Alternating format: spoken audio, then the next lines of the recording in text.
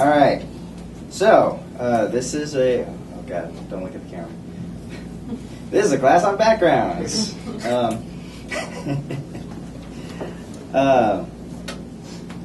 Just generally, backgrounds are they're a tool for progressing the story in animation. It isn't, a big, beautiful landscape painting. Well, oftentimes it can be, but often you have to keep in mind that the role of a background artist is to progress the story. You are trying to point to the characters in the scene, point to the objects that you want the viewer to see. You are trying to help tell the story the best way that you can with the background. So oftentimes a background artist will sometimes forget this and try to draw too much attention to something that is just liked painting, or they just they're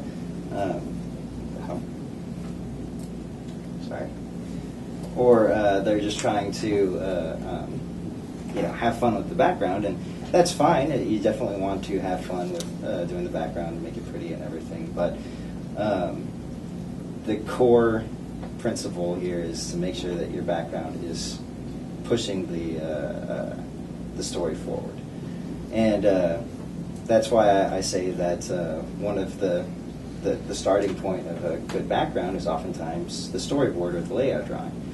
A good storyboard artist will kind of lay out how the background will be set up and how it will help push the story forward. If you had a scene that said a dude walks into a bar, you could storyboard it where there is a door here, dude walks in, and there's a bar right here. And that's great and all, but not very exciting.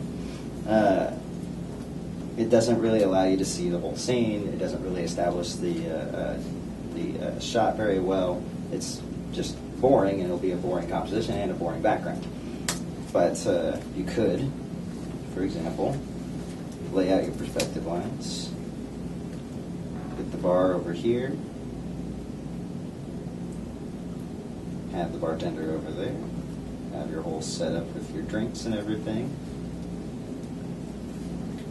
Have a bunch of tables laid out.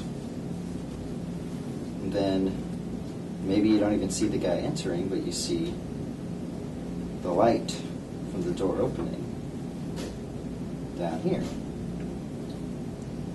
Suddenly you have a much more interesting shot. Poorly drawn, but an interesting shot. The importance here is that the storyboard artist oftentimes will at least set the initial tone of the scene and give you an initial composition to work from. And therefore the storyboard artist can be the first part in making a good background. Sometimes, though, if a storyboard artist does crap out a bunch of drawings where, like, guy is here, other guy is here, it's up to the layout artist to tie down that those drawings and make it something that works halfway decently. Two characters walking into a scene, and it's just a rough layout of where everything is, yada yada, nothing super special. From here, I would take the scene and say, oh, well, I need to tie down some of this stuff. So I need to go into the layout and start drawing in some of the details of this mirror here. Just sketching everything out very loosely. This can either be a layout drawing can either be to help the animators. For instance, if a character actually interacts with anything in the background, then the layout needs to be as close to what the final will be in terms of where all of the objects are in the perspective as possible for them to be able to animate. But sometimes the layout, it doesn't really affect the animators much, so you may just need to kind of give yourself something to work from to move the background forward. So if you feel like you can jump right into tightening down a background using just the storyboards, then go for it. And sometimes we actually do have to do that here, oftentimes, because we don't have enough time to tie down a layout drawing like crazy. So let me hide this other stuff. That doodle looks something like this now, after sitting there and sketching away for a few minutes. In this case, the layout drawing is very simple. It just kind of gives me a better idea of where the objects in the scene are, where the point of focus is. I did initially sketch out a quick line drawing of my perspective lines and everything. That's something that is often skimped on, and it's a good idea to lay out at least a basic perspective line before you begin a background, because well, you're just going to get bad perspective otherwise. A background requires it much more than even a character, and oftentimes it's good to have your perspective lines all laid out for character animation as well, especially for a scene such as this where you have characters walking obviously off into the in perspective.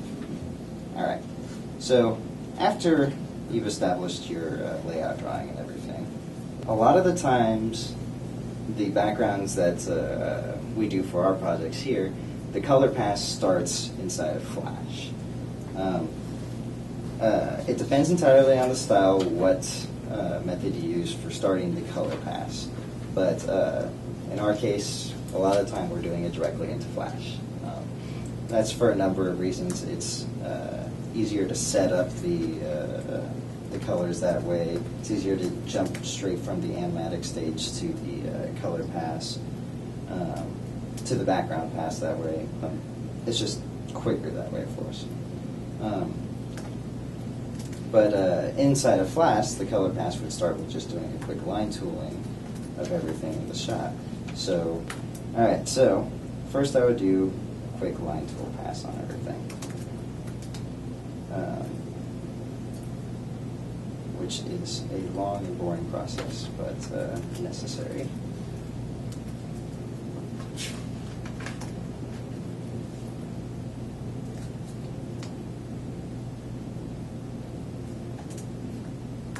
And the line tool pass is very simple. You just go through and line tool everything and basically tracing what you have.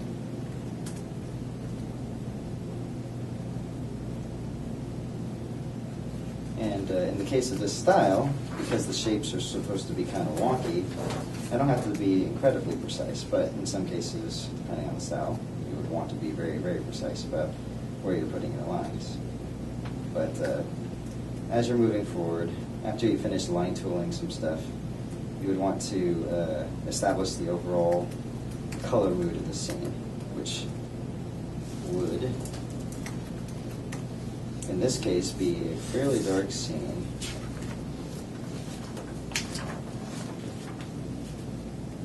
With some blue colors mixed in. So, hey, switch. Okay.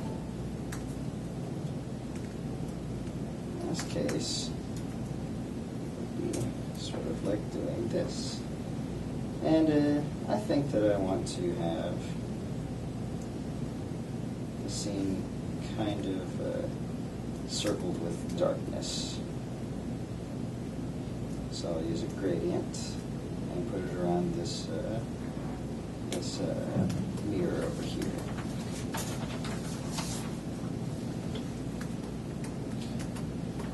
And in the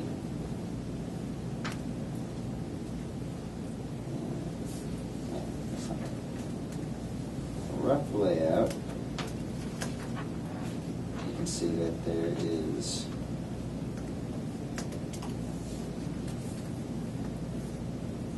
a light being cast in. So I will hopefully start drawing that in.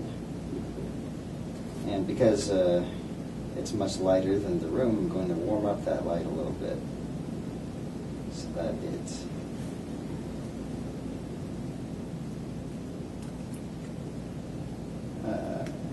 contrasts with the blues inside the room.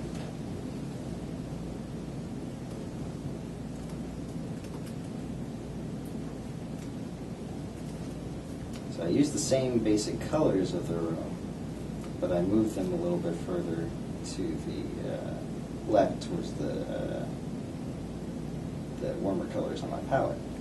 And I might have to adjust that because it's a little bit green, but general idea is there.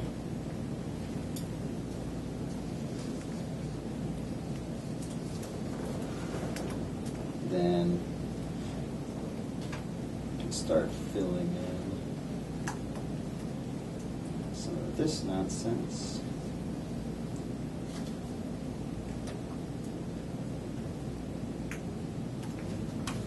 Anyways, you're going to do this for a while, filling in shapes and color picking areas and all that good stuff, and eventually it will look something like that, which is totally different colors from what I was picking earlier. But that aside, it's still kind of the basic setup of the same. Now, from here, this style calls for adding texture to the scene and adding a little bit more life using various Photoshop tricks. So I take this image outside of Flash by exporting a PNG or a JPEG and then bring it into Photoshop. So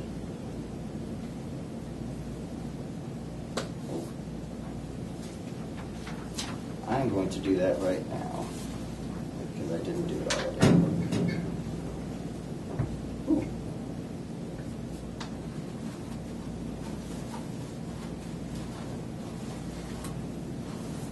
Now, it's usually good. The current stage size is not 987 by 600. It's like 853 by 480. But it's generally a good idea to work at double the resolution when you're making a background, and then scale it down. That way, it's number one, it's easier to get details in than when you're working with like a big jumble of pixels. And number two is that it's just safer because oftentimes, we'll have clients that ask us to work at standard definition resolution and then later come back and say, oh, by the way, can we get that in HD? And we're like, oh, well. So, now I have it inside of Photoshop. I like to make a duplicate of the layer just so I have the flat flash layers always available to me. Close all these extra windows or not. Not kind of close from it.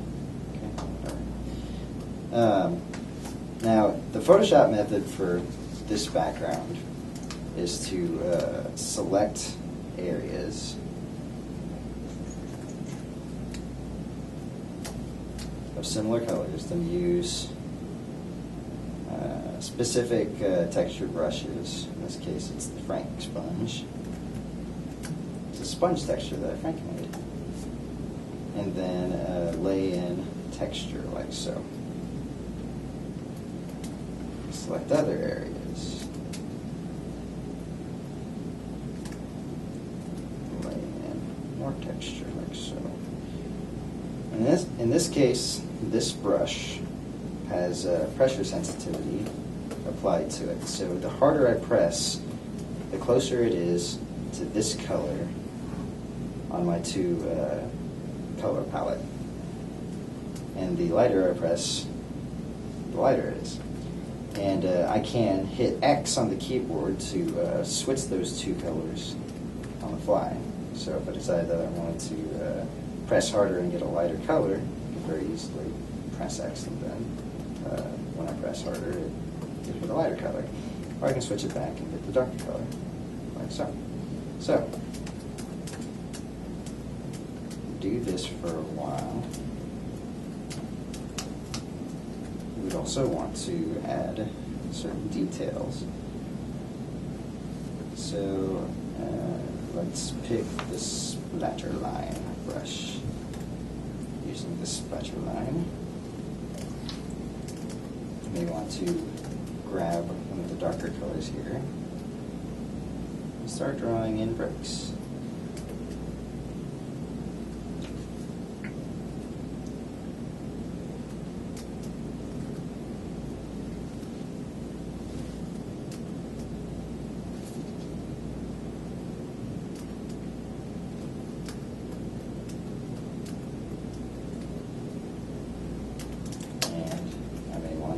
If I had already textured this, drawing some of the wood on here.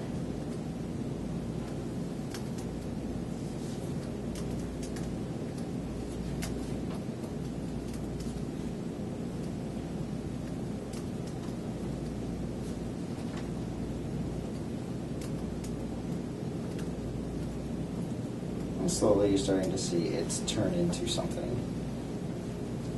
Well, after a while, we're going to pull another one out of the oven here.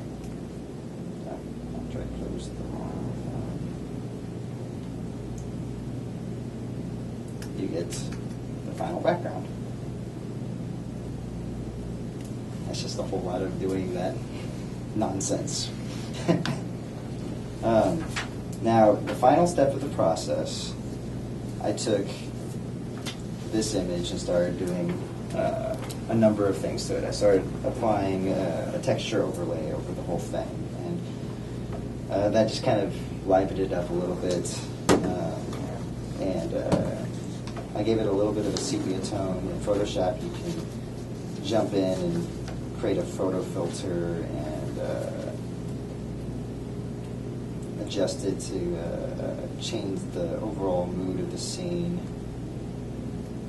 You can adjust the contrast levels, and if you wanted to, you could really bump up the brightness of that walkway.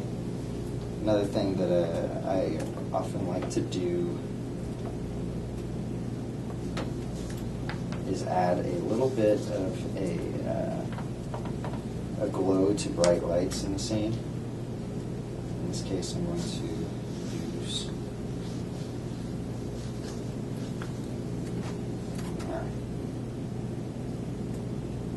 that's not what I want. I'm going to use a layer. My layers panel set to the blending mode overlay. Apply that.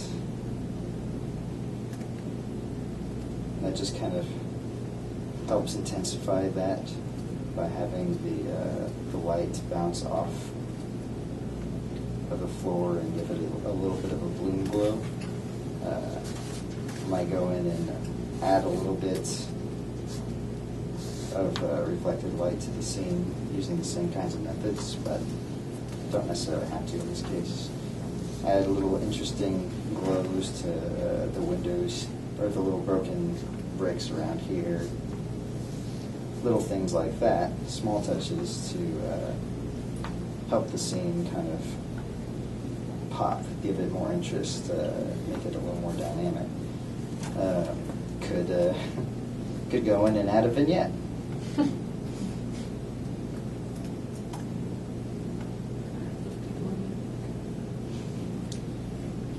Oh.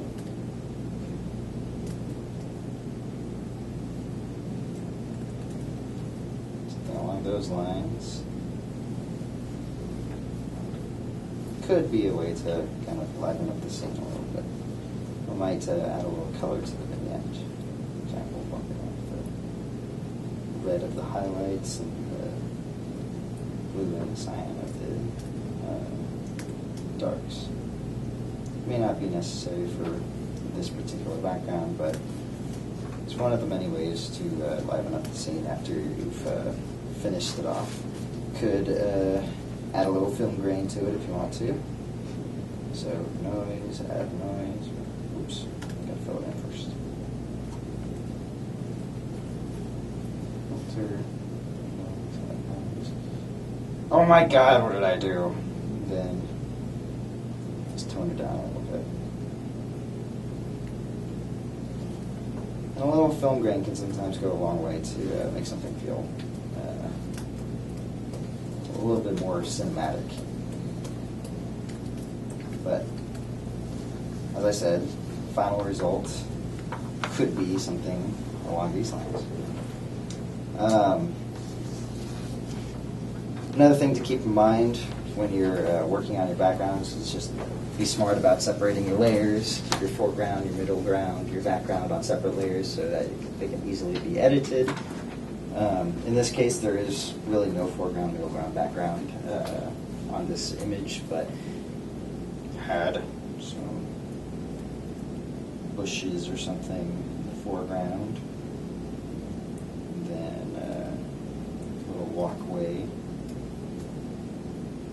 characters doing their thing.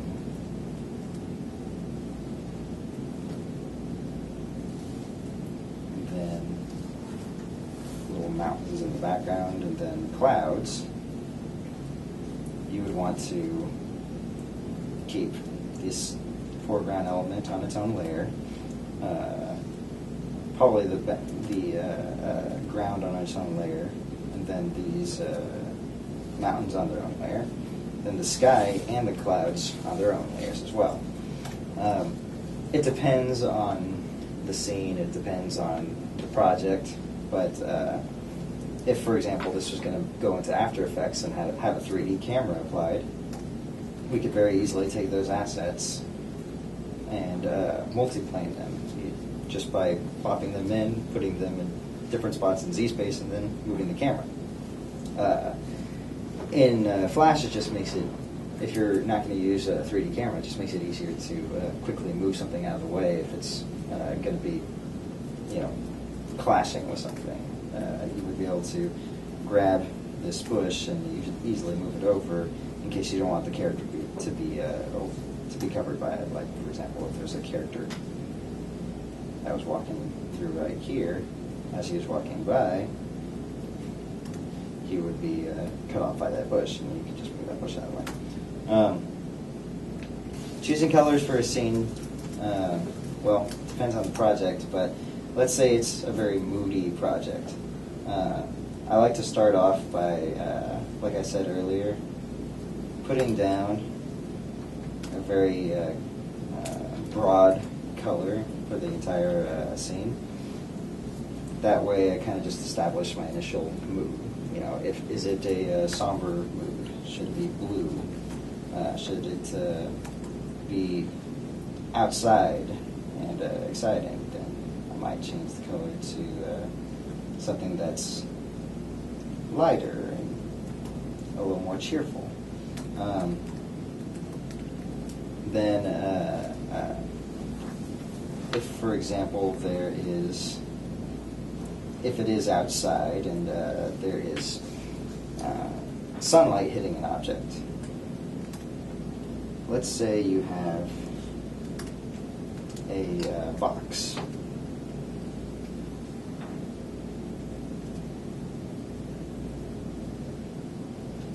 You want to think about, number one, where's your light source coming from?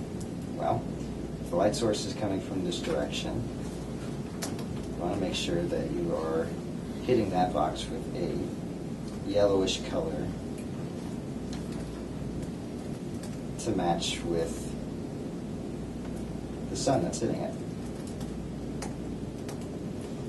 Then on the top of it, you may want to have another yellowish color, but a little bit different from the one that's hitting the face of it.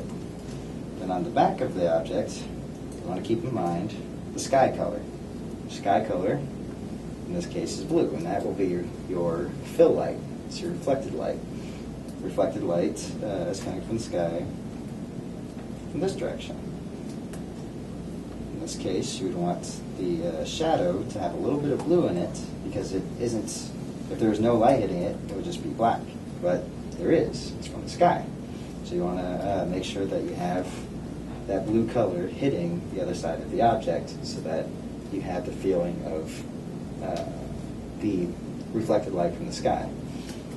If, for example, there is a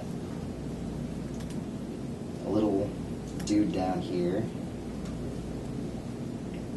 playing on his laptop, and his laptop is glowing with, he's playing Gears of War or something, and there's a lot of oranges and reds and whatnot. Well, actually, it'd be very gray, but in this case, there's lots of reds for some reason, and oranges, and there's like lots of fire or something. The glow from the screen would be a little bit oranger coming out from here. What that would probably cause is some reflected light from him hitting this object over here. So I might make a gradient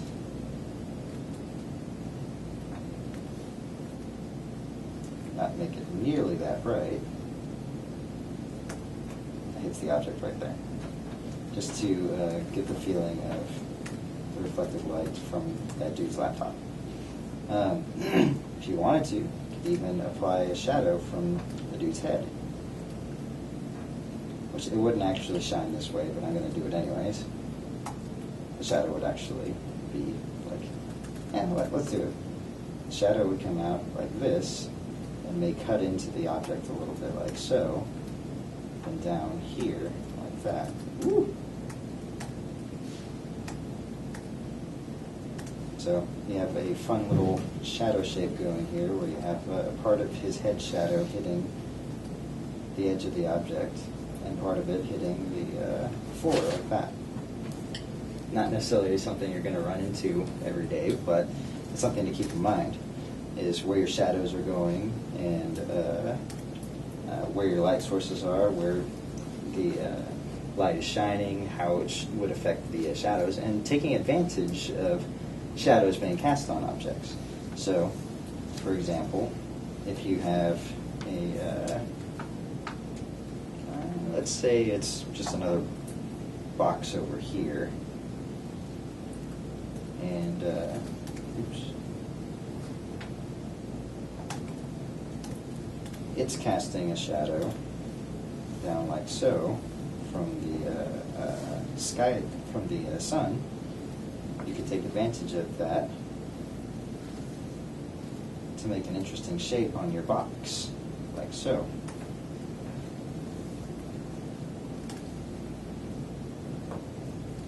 Now suddenly that box is a little more interesting, because it wasn't just a box with a big bright light hitting it. You have this fun little shadow going across. You can sometimes use those shadows to help frame the objects in your scene, or use light in general to help frame the objects in your scene. So let's say there was a yet another light in the scene, a spotlight up here. Let's move that a little closer. And it's shining down another light. You could have that light on another layer. Let's say 50% alpha.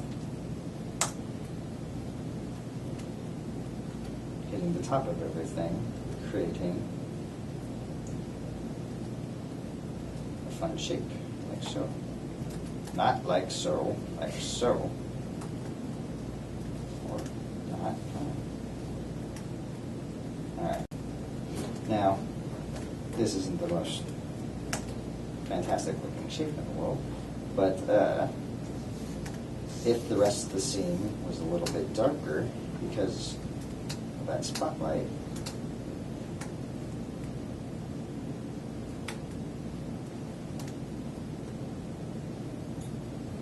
suddenly the attention is drawn to whatever happens to be right here, which in this case is a crappy stick figure. But it's part of doing a nice background is just taking advantage of your environment and the lighting in the scene to cast shadows in interesting ways, to point the viewer's eye to something important in the scene using the objects in the shot. Just making something visually interesting that helps move the viewer's eye through the scene and tell the story in the best way it can.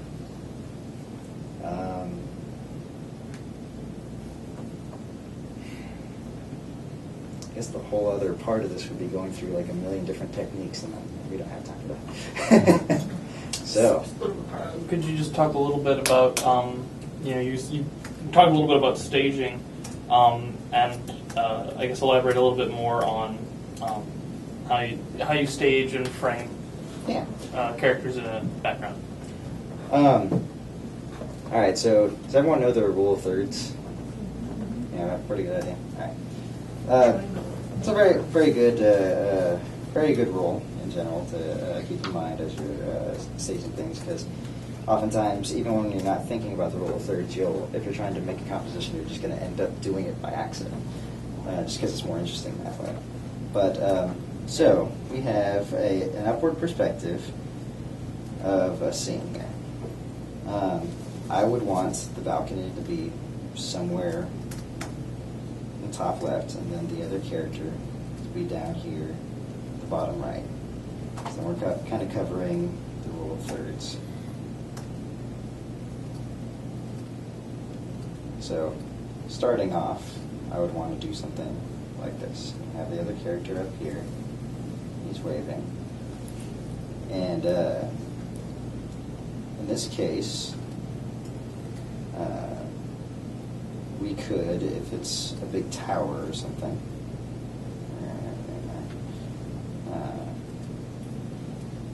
we'll make it a curve. It's a tower. We could have some other objects in the background to help make the scene more interesting. Now, in the case of composition right here, we would either want to frame this character down here by having something like a mountain or a tree above the character, so the character is framed, or have something cutting through the character. That way, this line is being cut off by the character, therefore drawing the eye to him. It just generally draws the attention to that character. Same thing happens, or a similar thing happens here. Because of the two lines converging up here, your eye follows those lines, and the character is then seen in the shot. So, in this case, I would probably have some lines coming down like so, and then some lines within the scene, whether it be a mountain or trees or something like that. In this case, it can be trees cutting through the character in the bottom right to help draw the eye towards him. If you wanted to, you could also add a few clouds or something to that effect that help draw the eye towards the character over here. You could have the clouds with little bits of points on them, so that it is literally pointing in that direction, but that might be a little bit too obvious. Depends on the scene. But I would lay this drawing out basically like this. Maybe have some vines creeping up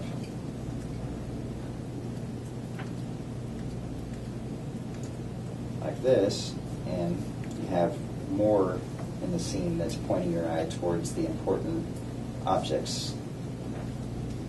The character here and the character there. In this case, you'd probably be drawn more to this character because we have clouds and vines and everything else pointing up there. But just because this character is larger, you're probably going to be paying attention to him as well. So that's a general kind of composition rule of thumb. It's just setting up objects in the scene to help point at characters or draw attention to characters. In this case, instead of framing the character, I cut through him, therefore drawing attention to him. You would never want to, and here's a terrible way to ruin my day if you're doing backgrounds for me. If you did mountains or trees that just barely went over his head like that, that would be a tangent. You never want to do a tangent, because suddenly that character, you don't even see him. It just kind of blends in with the environment due to that tangent. And a little bit more interesting. I brought the horizon line down a little bit so that the shot would be a little bit more interesting. I didn't properly draw my perspective lines though, so I have a really crappy angle on my card here. But you could, for example, have a car going by, and then let's say there's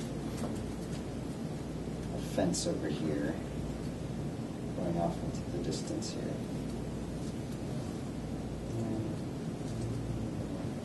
Following a little bit. It's terrible perspective. Anyways. Having the fence in the foreground like so just adds some interest to the scene. Just makes things a little bit funner. Adds depth to the shot.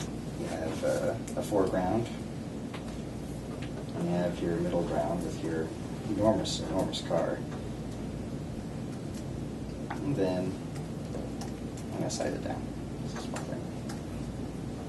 Then you have your background and your sky and your horizon and everything.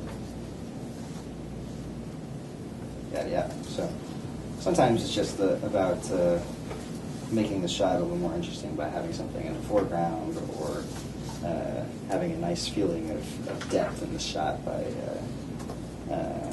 playing with perspective. Thank you.